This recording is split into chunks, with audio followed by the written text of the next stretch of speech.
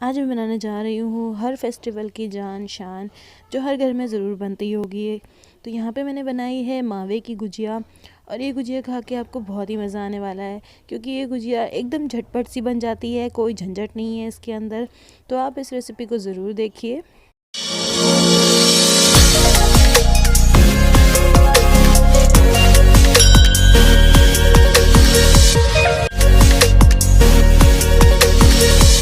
करें, चलिए इस यमी टेस्टी रेसिपी को बनाते हैं।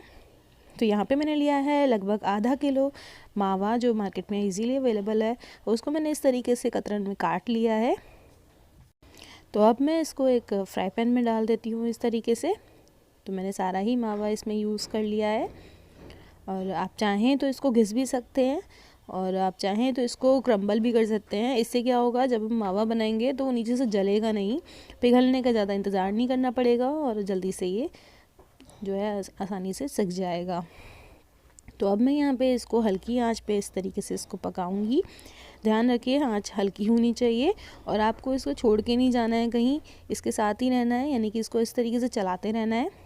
तो आप देखेंगे लगभग 2 मिनट के अंदर अंदर ही ये इस तरीके से पिघलना शुरू हो जाएगा, इस तरीके से सॉफ्ट होना शुरू हो जाएगा। तो हमें ऐसे ही करना है, इसको अच्छे से भूनना है। इससे क्या होगा, जब हम मावे को भरेंगे करंजी में, या फिर कह लें कि गुजिया के अंदर, तो जो मावा है वो ख़राब नहीं होगा, गुजिया 8 से 10 दिन तक चल जाएगी। तो मैं इस तरीके से आपको बिल्कुल अच्छे से भून लेना है। मैंने भी इसी तरीके से भून रही हूँ इसको। तो हल्के हाथों से आपको अच्छे से भून लेना है। जितने भी हमने पीसेस करे थे छोटे छोटे, वो अच्छे से पिघल जाने चाहिए। तो अब आप देखेंगे अच्छे से ये इस तरीके से एक सार हो गया है ये। और अब हम इसको भूनेंगे हल्की आंच पे, और इस तरीके से चलाते जाएंगे। आप देखेंगे कि यहाँ पे देसी घी जो होता है वो थोड़ा अलग हो रहा है, तो ये बहुत अच्छा साइन होता है कि मावा बहुत अच्छा है इसका मतलब।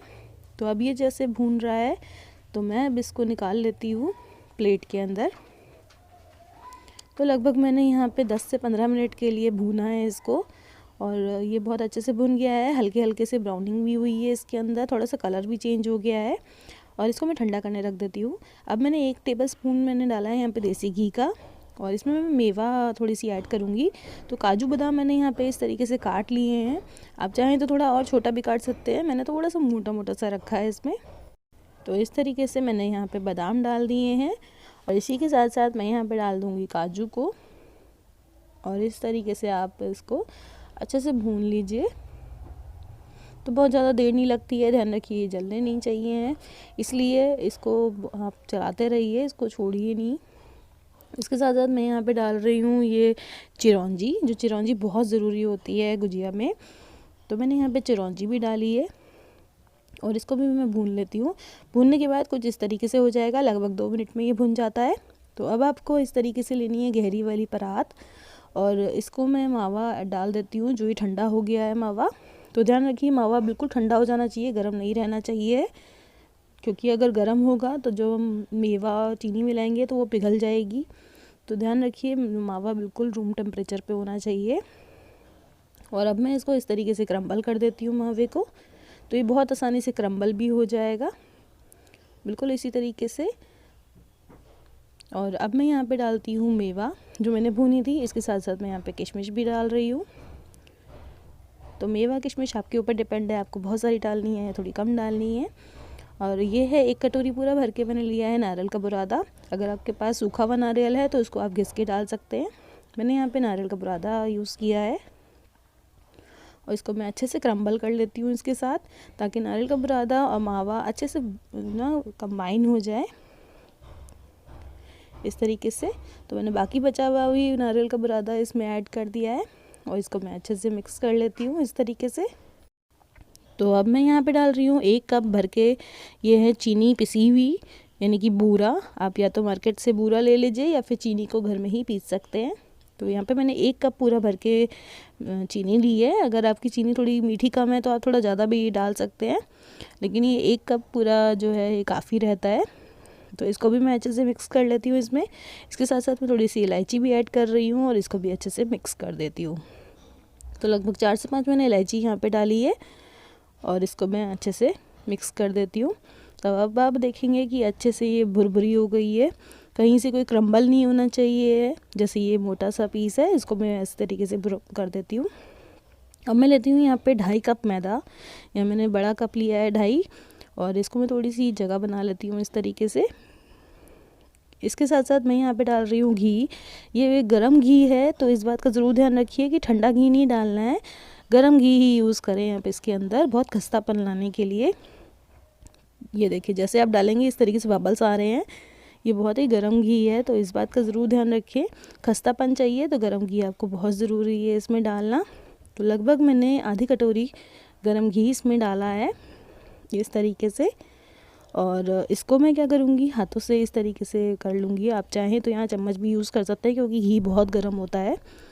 तो यहाँ पे बहुत हल्के हाथों से ही आपको बच के इसको इस तरीके से क्रम्बल करना है और इसको एक सार कर देना है, यानी कि जो घी है और मैदा को आपको अच्छे से मिक्स कर लेना है, बिल्कुल इसी तरीके से।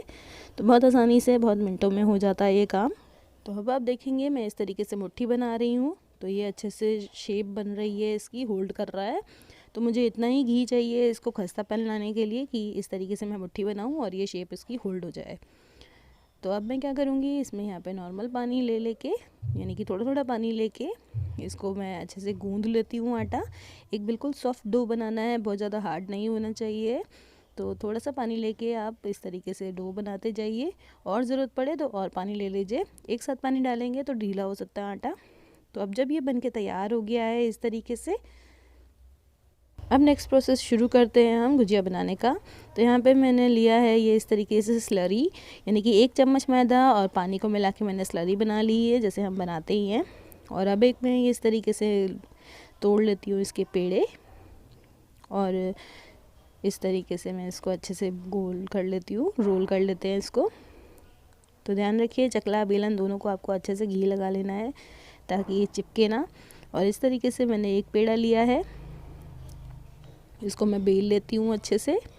तो ध्यान रखिए सूखा आटा हमें यूज़ नहीं करना है, सूखे आटे की जगह हमें यहाँ पे घी ही यूज़ करना है। तो आप चाहें तो वनस्पति घी ले सकते हैं या देसी घी ले सकते हैं, और इसको इस तरीके से बेलना है। ध्यान रखिए कि बहुत ज़्यादा मोटी नहीं होनी चाहिए, लेकिन बहुत ज़्यादा पतली भी नहीं होनी चाहिए, तो ये आपके ऊपर डिपेंड करता है। और अब मेरे पास है यहाँ पे इस तरीके से मोल्ड ये बनाने वाला, तो आप मोल्ड से भी बना सकते हैं, बहुत आसानी से बन जाता है, और ये मोल्ड हर जगह अवेलेबल भी होता है। तो मैं इस तरीके से इसके ऊपर प्लेस कर देती हूँ। और अब हम यहाँ पे जो हमने स्लरी बनाई थी वो मैं इस तरीके से एजेस पे लगा देती हूँ। इससे क्या होगा, जब हम इसको फोल्ड करेंगे तो बहुत अच्छे से चिपक जाएगी और फिर वो खुलेगी नहीं। तो इसके साथ साथ अब मेरे पास ये जो मिक्सचर मैंने बनाया था ये भी मैं इसमें ऐड कर देती हूँ इस तरीके से। तो अच्छी सी क्वांटिटी आप इसके अंदर फिल कर लीजिए, सारे मेवे ज़रूर आने चाहिए।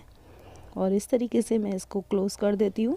क्लोज़ करने के बाद इस तरीके से आप देखेंगे एजेस को मैं प्रेस कर रही हूँ, इससे सारी एजेस क्लीन हो जाएंगी, और फिर जो एक्स्ट्रा है वो मैं इस तरीके से निकाल देती हूँ, और ये एक्स्ट्रा काम आ जाएगा आगे की बनाने के लिए।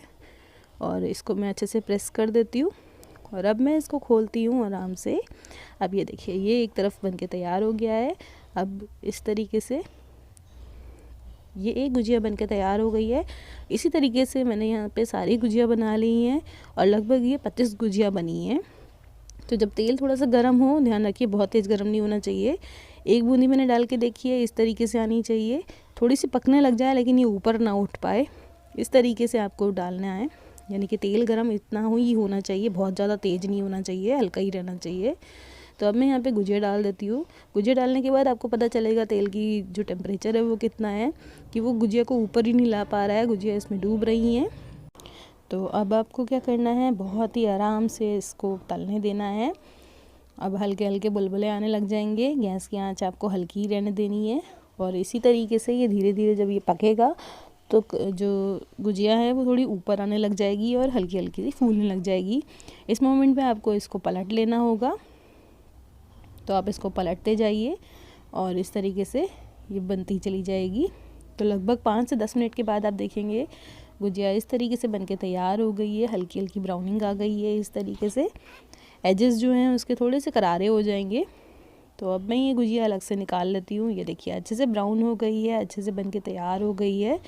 और जो फुटकियाँ पड़ती हैं वो भी नहीं पड़ी हैं, क्योंकि गैस बिल्कुल हल्की हमने आंच पे इसको तला है, इसलिए जो फुटकी फुटकी सी पड़ जाती है वो नहीं पड़ी है। और गुजियों का करारापन, खस्तापन बिल्कुल वैसे ही है। तो ये बन के तैयार हो गई मेरी 25 गुजियाँ, और ये तो बिल्कुल रेडी हो गई है। तो अब मैं ये गुजिया निकाल के आपको दिखाती हूँ। इस तरीके से देखिए कितना खस्ता करारी एकदम बिल्कुल बढ़िया सी बन के तैयार हुई है। और अब ये देखिए, तो इसकी ब्राउनिंग भी बिल्कुल परफेक्ट है, बिल्कुल करारी है। जब मैं इसको तोड़ती हूँ इस तरीके से तो इतनी आसानी से टूट गई है ये, इतनी अच्छी टेस्टी। अंदर का जो मावा है वो देखिए चारों तरफ गुजिया के लगा हुआ है, और अंदर से जो मेवे हैं वो भी झाँक रही हैं। तो रेसिपी पसंद आए मुझे ज़रूर बताइएगा, घर में ज़रूर ट्राई कीजिएगा। हैप्पी होली।